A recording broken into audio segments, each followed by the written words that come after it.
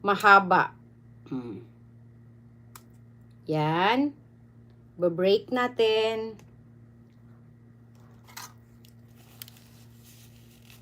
Yan. Yan. Break into 2 halves. Okay. Then, lagay nyo lang dyan, guys.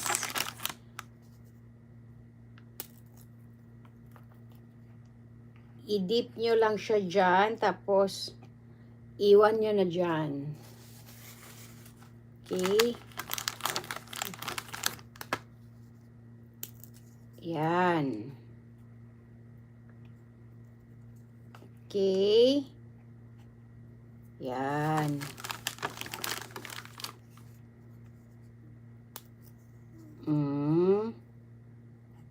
Yan. Damihan natin ng biscuit. Lahat, pati sides. Yan. Pwede na. Okay, sige pa. Dagdagan pa natin. Punuin pa natin. Yan. Yan. Okay, then, ayan na siya, guys. Atin lang siyang takpan ng yogurt para medyo mabasa naman siya. Okay. Okay, okay, okay.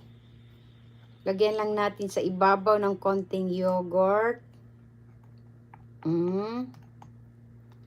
Basa-basain nyo lang. Then, ayan na, guys. Lagyan na natin ng ating crush. Mag-crush tayo ng ating,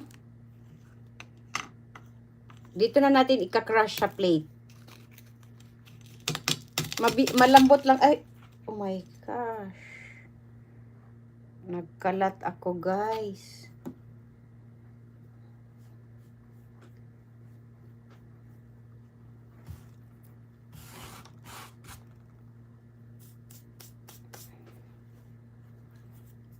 Okay. Okay na tayo. Bawal magkalat, guys, dahil mahirap maglinis. So, ganyan lang siya, guys. Crush lang natin ng pinong-pino. Kahit yung kamay natin, kaya na yan.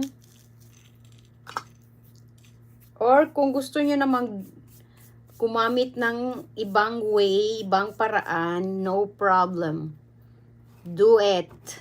Just do it with the bubble gang. Okay, just do it. Ayan na siya, guys. Lagay natin ang ating crush biscuits.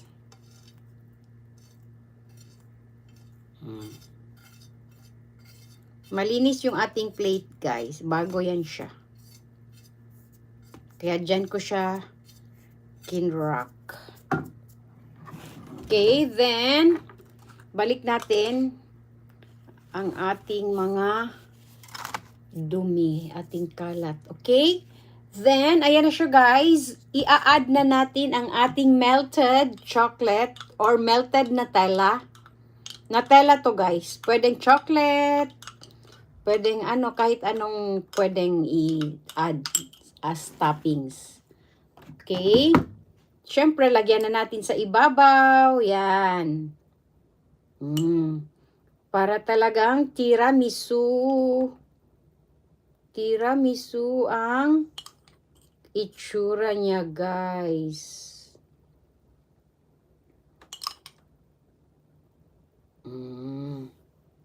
O, diba? Bongga. Ayan na siya, guys.